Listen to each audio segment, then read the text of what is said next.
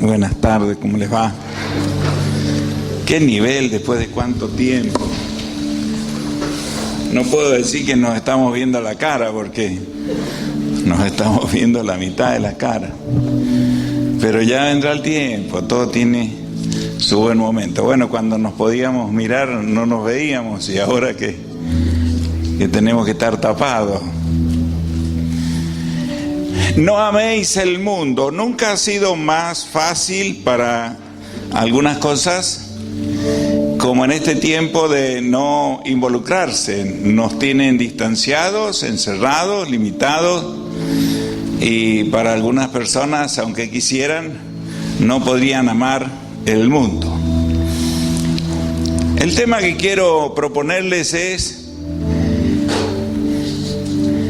mundos confrontados. Mundos confrontados. La vida cristiana, la relación con Cristo es una confrontación permanente. Comenzó con una confrontación de poder, tal vez con algunos de nosotros. Fuimos liberados antes de entender la salvación. En algunos casos tiene una confrontación de verdad. Entendieron por el Espíritu que necesitaban ser salvos, necesitaban una relación con Dios, y posteriormente tuvieron necesidad de una confrontación de poder. Fueron liberados. La Biblia dice que estas cosas pueden ocurrir una antes y otra después, y no necesariamente dice que tiene que ocurrir una sola vez, salvo la salvación, que es un hecho puntual, es la declaración de un juez. En realidad, Dios como juez nos justifica. Él declara que somos justos en Cristo Jesús. Por la justicia de Cristo hemos sido declarados justos. Se nos ha imputado, se nos ha puesto a nuestro favor. Es como un depósito hecho en una cuenta a sueldo, que estaba en rojo, pero que ahora ha sido depositada una justicia que no es nuestra. Por eso la salvación es por fe, es por gracia, y es un hecho del pasado, que tiene su efecto permanente. Se llama en el proceso santificación. Es el devenir de la vida de Dios en nosotros. Es un proceso de madurez que comienza con la justificación, la salvación, el sello de propiedad de nuestra vida por la presencia del Espíritu Santo. Nunca como en estos días seguramente ha hecho tanta falta volver a pensar en la experiencia cristiana, porque los recursos fueron limitados por el espacio, por el tiempo, donde no hay forma de tomar contacto.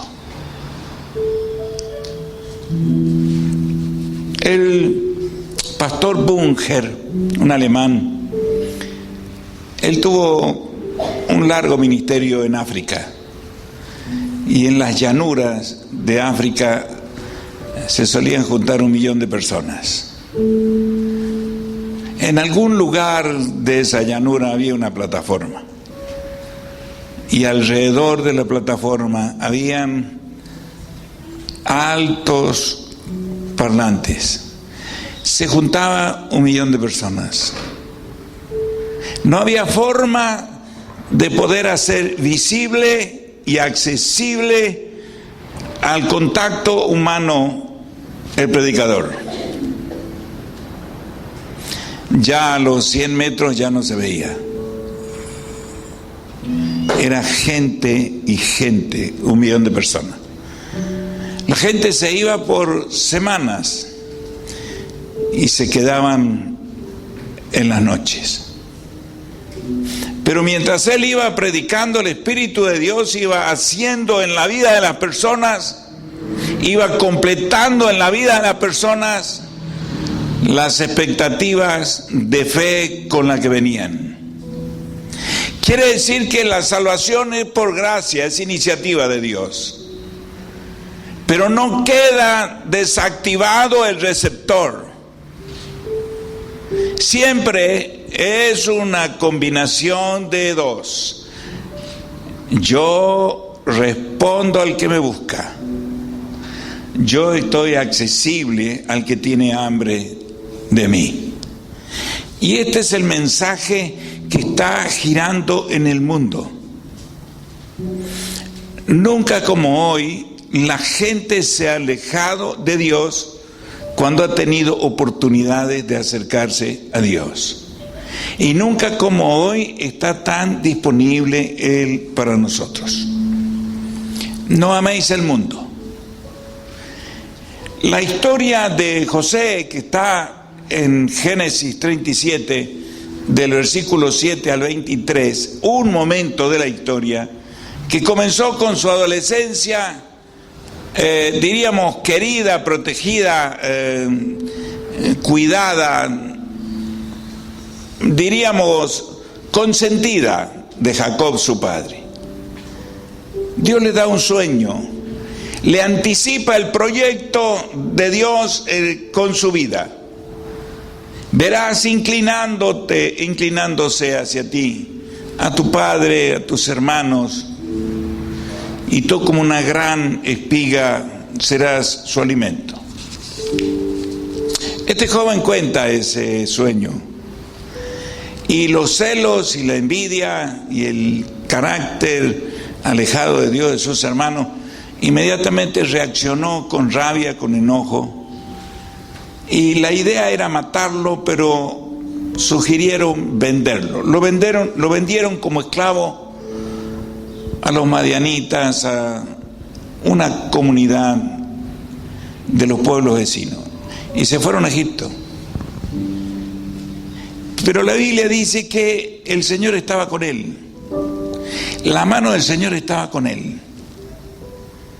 En este tiempo uno busca no tener apuros económicos y está preocupado que no le agarre el coronavirus. Pero probablemente esa sea la realidad, y como dicen los analistas, la realidad es la única verdad. Resulta que la realidad no es la única verdad para un cristiano. La realidad es una circunstancia en la vida de un cristiano, pero la verdad es Cristo Jesús y su palabra. La realidad era el desprecio de sus hermanos para José. Pero esa no era la realidad para José. La realidad es que él iba como un esclavo, y alguien diría, es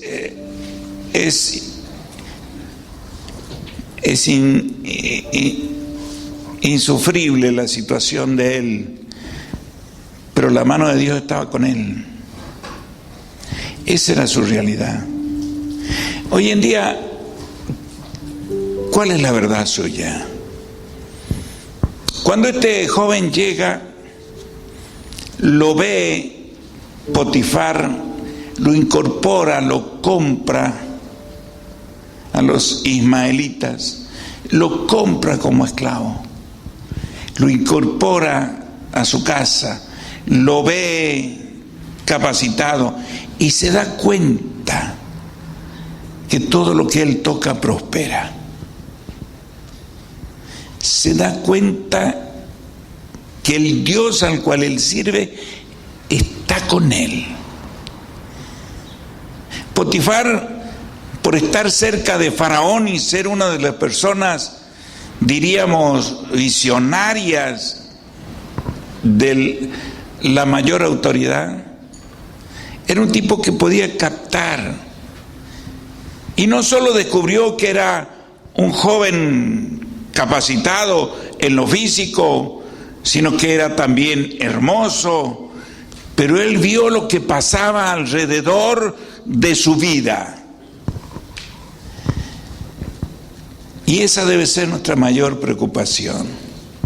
¿Qué pasa alrededor de mi vida, con los demás, a favor de los demás?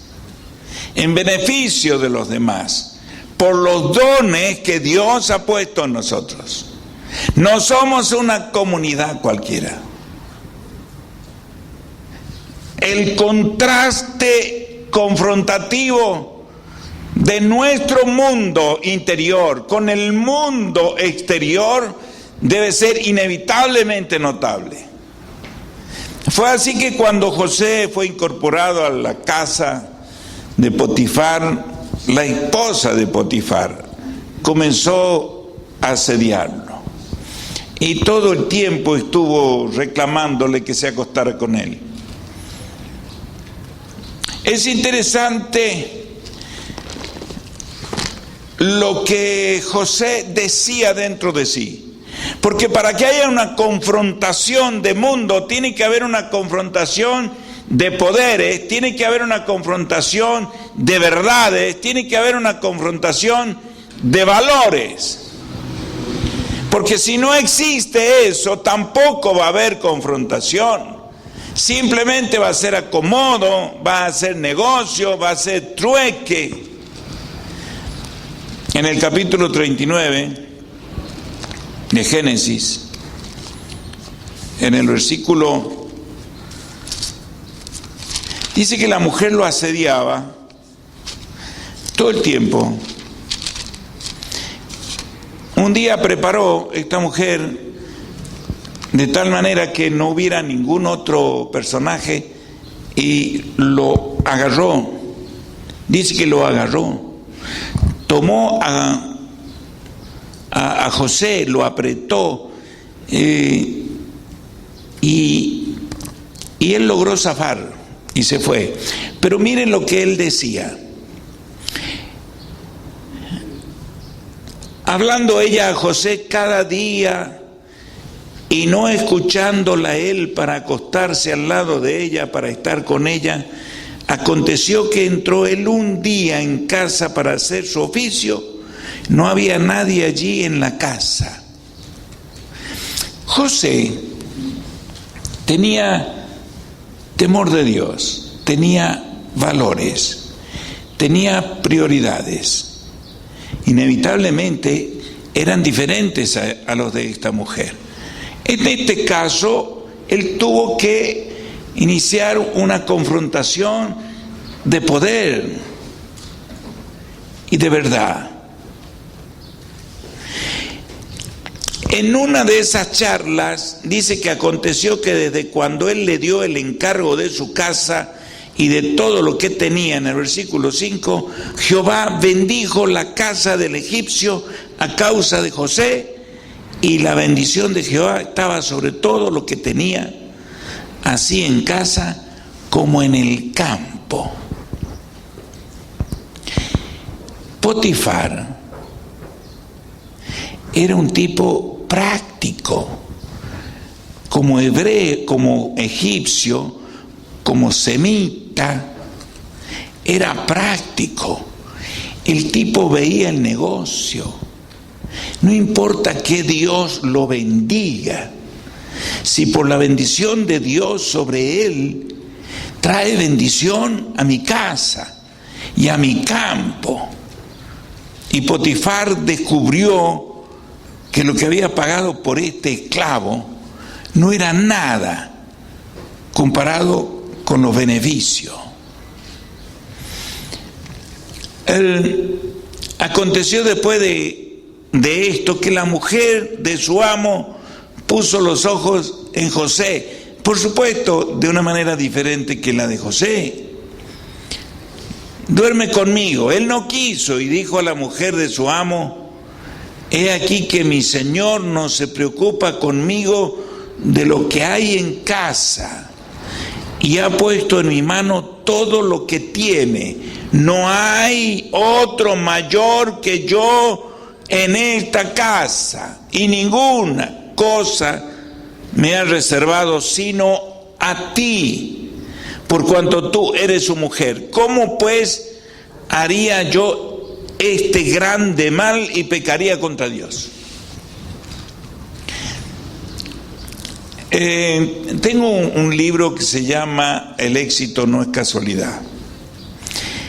Y en uno de sus capítulos se titula "No sea su propio enemigo". Y ahí analiza lo que nos decimos, lo que continuamente nos decimos. No es tan importantemente dañino lo que nos dicen como lo que nos decimos. Ese diálogo interior, ese menoscabo interior, ese temor verbalizado en pensamientos en nuestra cabeza. Miren lo que dice José. José tenía claro cuál era su rol, tenía claro cuál era su amplitud de autoridad. Él sabía dónde empezaba y dónde terminaba. Él sabía con qué respaldo contaba. Él dice: yo no puedo hacerle daño a quien me ha dado autoridad para desempeñarme sin límite. Pero reconozco dónde empieza y dónde termina. Nunca podré acceder a su esposa porque es su esposa. Y él lo consideraba como un gran mal. Por eso un cristiano hoy es una confrontación de mundo, donde vaya. Si es un cristiano que tiene estos valores, sabe dónde empieza y sabe dónde termina, y sabe que pasar los límites es un gran mal, y que además de ser un gran mal, es un pecado. Y es un pecado contra Dios. Entonces uno descubre en este tiempo, alguien me compartió una visión que tuvo de parte de Dios y me dijo: el Señor me mostró su iglesia, no la congregación, sino su iglesia, en un gran lugar, y que llovía agua brillante sobre la congregación. Pero habían puertas, y detrás de las puertas había mucha gente, con una angustia, con un dolor, con un arrepentimiento, como diciendo: ¿por qué, habiendo escuchado, no obedecí? ¿Por qué, habiendo sido llamado, no accedí? Era como si este asunto de que las puertas se van a cerrar es cierto. Jesús contó una parábola diciendo: esto es cierto. Y no tiene que ver con personas que no han oído nunca el Evangelio. Tiene que ver con personas que han oído más de una vez el Evangelio. Y puede que muchos de ellos hayan frecuentado ambientes evangélicos y hasta hayan sido reconocidos como miembros. Tomé esto como una invitación a la infidelidad a Dios, que requiere una confrontación si uno no cede. Ahora, en el pasaje de Primera de Juan, capítulo 2, verso 12, hay una clara... La palabra mundo implica la creación, en algún sentido, lo creado por Dios, y dice que era bueno y es asombroso. Yo estoy haciéndome rehabilitación de mi esguince, mi pie derecho, y hablando con la kinesióloga, le dije: usted ha estudiado el tobillo, ¿vio cuánto hueserío empalmado hay ahí? Y dice: increíble. Y me dijo que es más fácil recuperar un esguince de tobillo que recuperar una rodilla o un hombro. Me contó ahí. Y le digo, ¿usted se puso a pensar de qué manera es que esto tan extraordinario llega a tener esos ensambles y otros más, partiendo de la unión de dos células tan pequeñas? Y ella me dijo, la verdad que yo doy por hecho como un milagro, porque si me pongo a pensar no podría razonarlo. Y ella me dice, aquí hay una cantidad de huesos y de tendones y de cosas. Y sí, me imagino el ruido que hizo su pie cuando se dobló. Sí, yo pensé que me había quebrado todo. Y me dice, pero usted sabe que se recuperan bien si uno hace los masajes en línea con los músculos y los tendones y no atravesado. O sea que la recuperación es ir alineadito con... Y sí, y yo digo, la recuperación espiritual es alinearse con la palabra de Dios. En este texto de Primera de Juan, capítulo 2, del 12 en adelante, no sé si lo ha puesto Sole. ¿Quién está allá? Sole.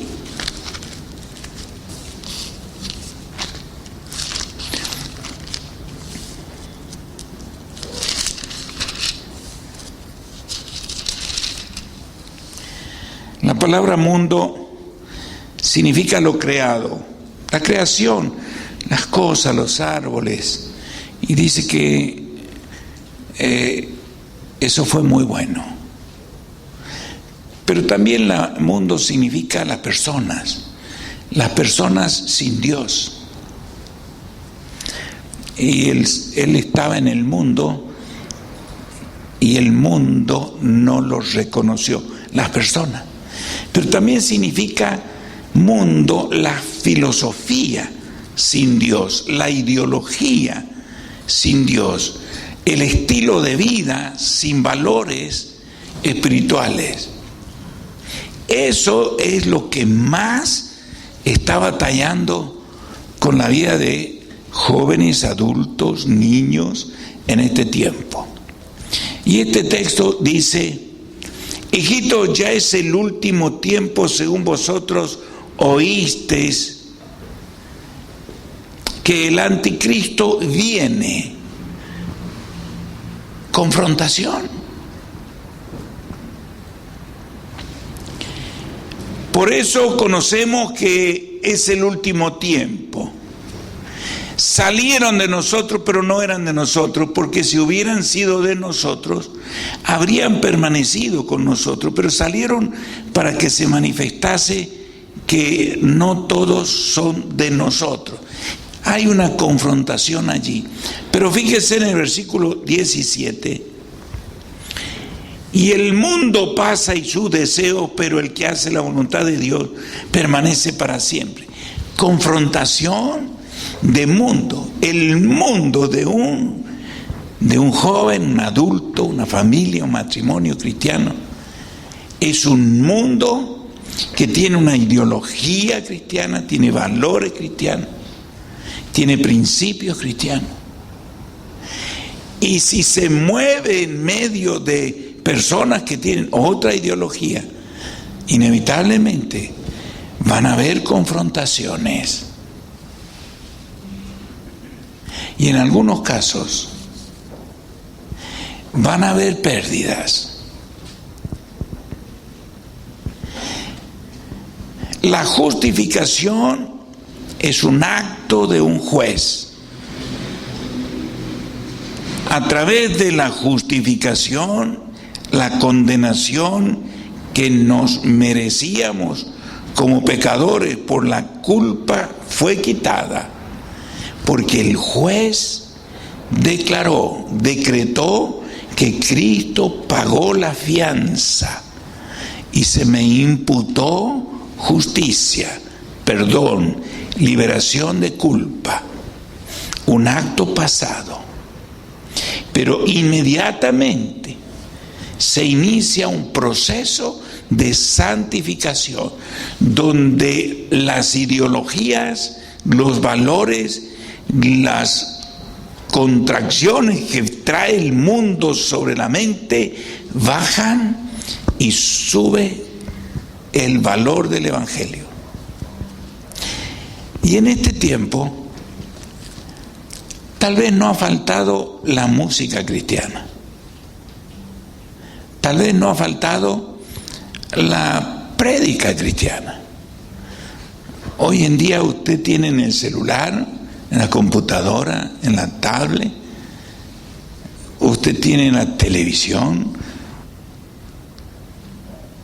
Pero lo que Jesús reclama es relación.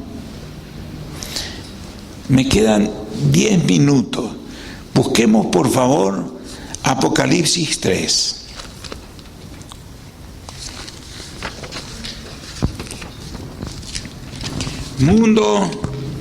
Mundos confrontados.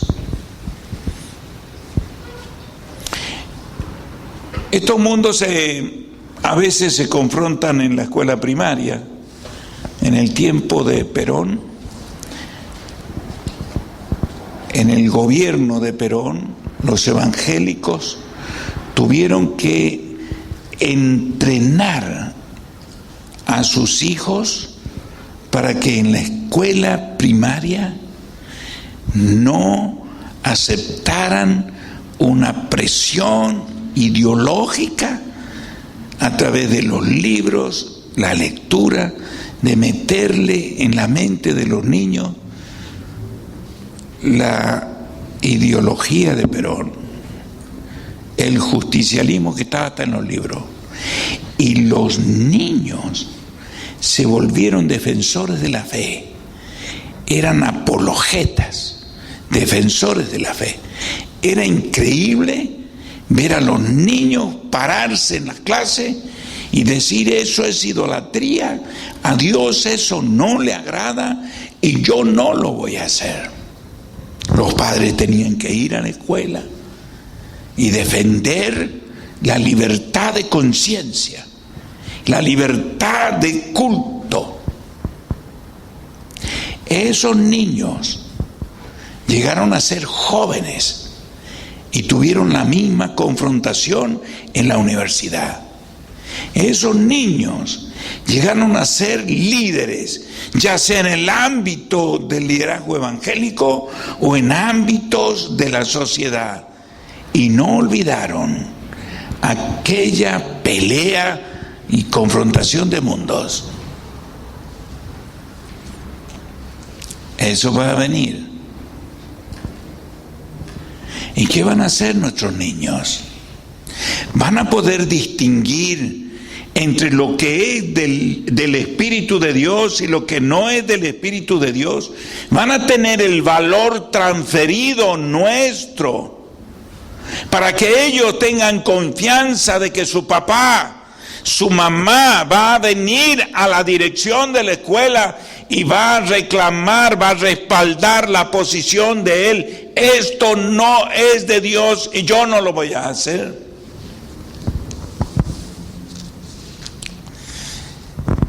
¿Y cuál es el riesgo hoy? En la última carta de Apocalipsis, en el capítulo 3:14, dice: escribe al ángel de la iglesia de la Odisea: he aquí el amén. Amén aquí se puede traducir como el que le da origen a todas las cosas. La palabra amén significa el criador, el que le da origen, el principio, el alfa y el omega. Pero también se traduce amén como el que amamanta, el que sustenta en el principio de la vida para que el alimento no falte. Es lo que en Primera de Pedro, por allí, capítulo 2, dice: para que bebiendo la leche espiritual, el amén y el testigo fiel y verdadero, el principio de la creación de Dios. Y entonces él dice: yo conozco tus obras, ni eres frío ni caliente. Ojalá fueres frío o caliente? ¿Qué tenía José para arriesgarse en el ámbito laboral? Y tenía valores y tenía certeza de que Dios lo estaba apoyando. La realidad, diría alguno, es que él estaba trabajando y la mujer del patrón lo buscaba. Y seguramente si ella no quería, nadie se iba a enterar. Y para algún ámbito de valores, esa era una oportunidad increíble. No veo por qué no aprovechar. Habría tenido hasta beneficios secretos de parte de la primera dama. Esa era la realidad, pero no era su realidad interior. ¿Cuál es la realidad determinante en nuestras vidas ahora? Para confrontar a los iguales, a sus hermanos en la fe, para confrontar a los que no son sus iguales. Dice que la mujer le manoteó la ropa, lo apretó y zafó y se le cayó el manto, la capa, el saco, el chaleco y salió disparando. Ante la presión sexual, la única alternativa es huir. No se puede razonar, no se puede pensar, no se puede demorar. Frente a esa posible presión hay que huir. Pero solo huyen los que tienen valores y tienen conciencia de que hay una presencia que va a respaldar, porque el tipo terminó en la cárcel. Pero dice que a pesar de terminar en la cárcel, Dios estaba con él y todo lo que pasaba en la cárcel era prosperado, porque había un José en la cárcel. Su realidad no era la cárcel, su realidad era Dios estaba con él. La realidad no es el coronavirus en toda la nación, aunque te contagies.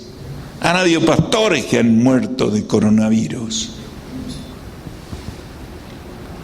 Hay muchos hermanos en la fe que han sido contagiados por el coronavirus. Algunos han zafado, otros se han muerto. Pero ¿cuál era la realidad alrededor de sus vidas?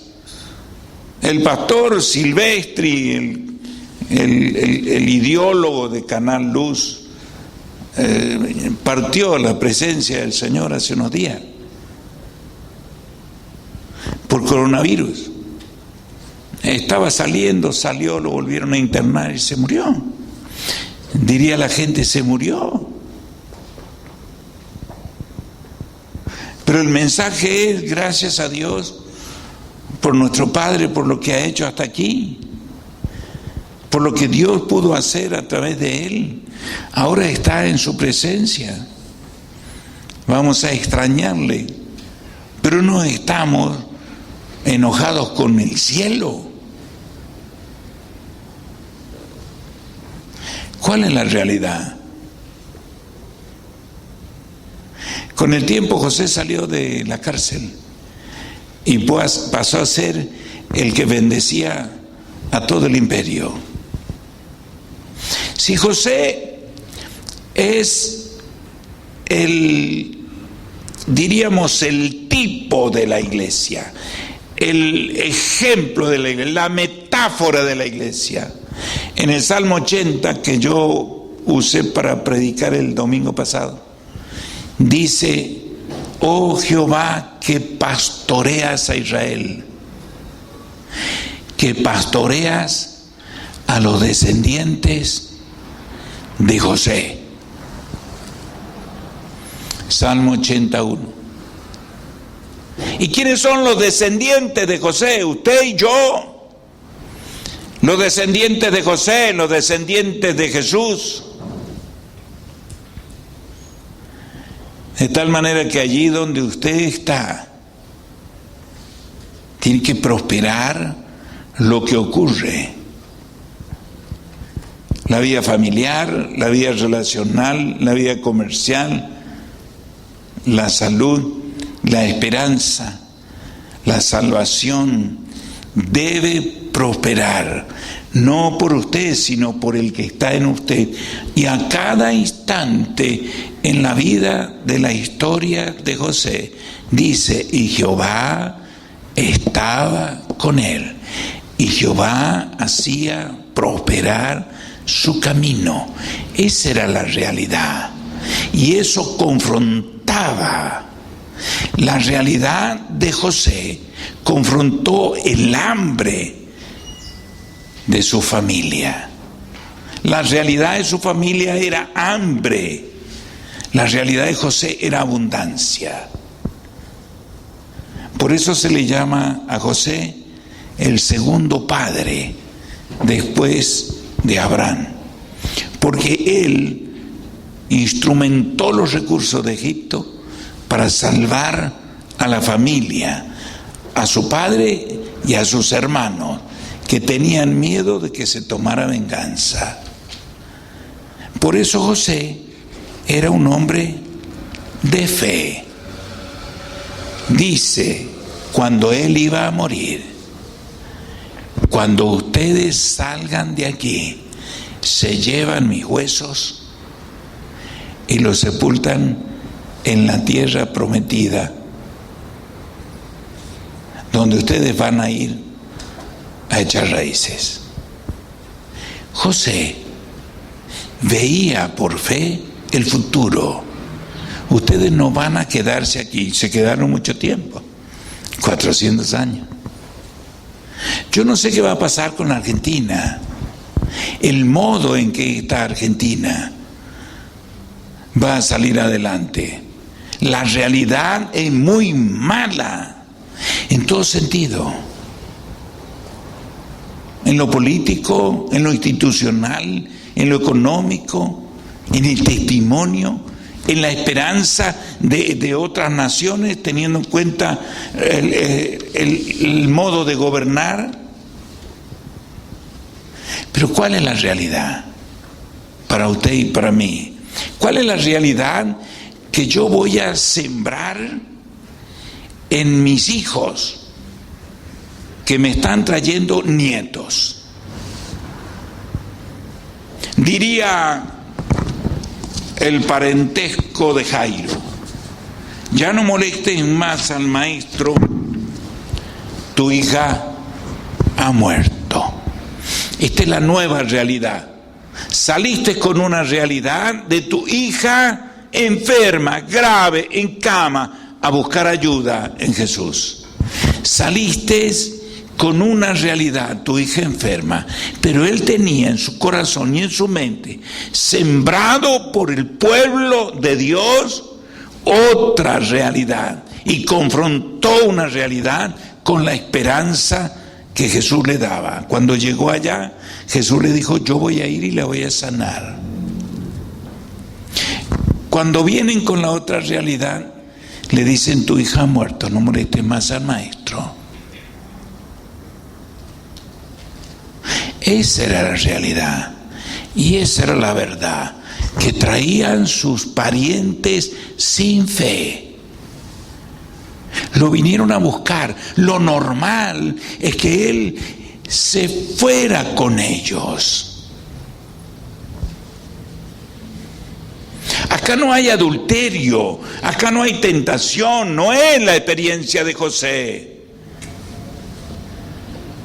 Pero ¿cómo maneja usted las realidades cambiantes en su vida familiar? ¿Con qué recursos? ¿Cuáles son sus oraciones?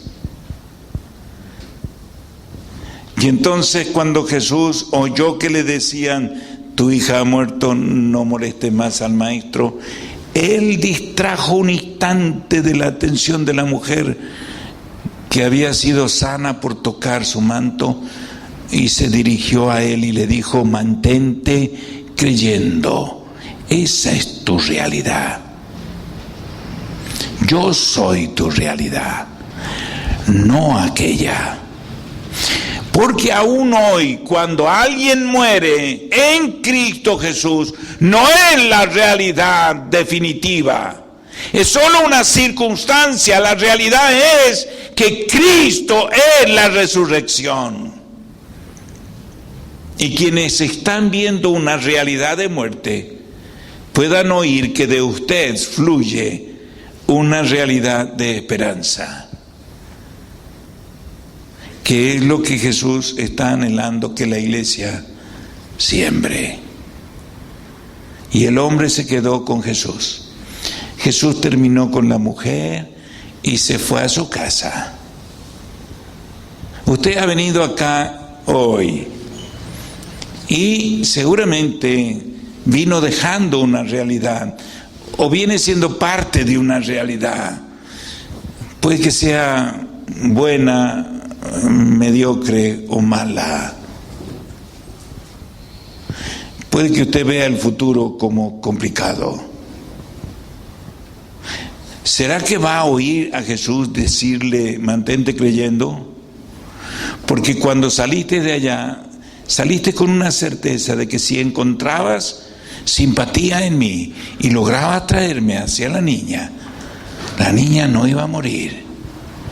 Mantente creyendo, con la certeza de fe con la que saliste buscándome. Esa es la realidad. Lo otro fue circunstancial. Llegó a su casa y su hija fue resucitada.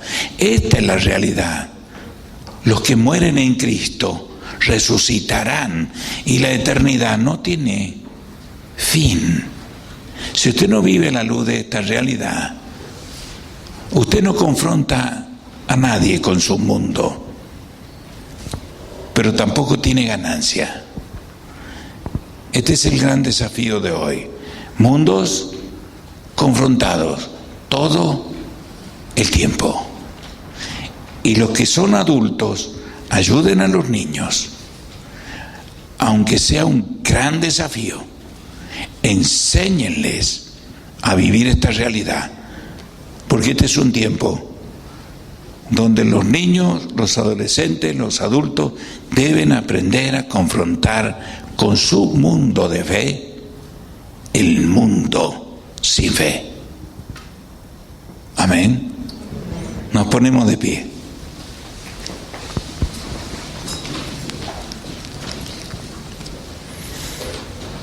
Espíritu Santo, solo tú puedes convencer al mundo de pecado por no creer en ti. Hazlo antes que las puertas se cierren, porque habrá el llanto y el crujir de dientes, el dolor en tu corazón, porque habiendo hecho una inversión tan grande, no solo no fue reconocida, aunque todos conocen, no todos reconocen. Y Señor, aviva el fuego del don de tu presencia en nosotros, para que habiendo sido beneficiario de semejante don, no nos quedemos con este regalo sin compartir. Señor, gracias por las oportunidades todavía vigentes. En tu nombre, amén.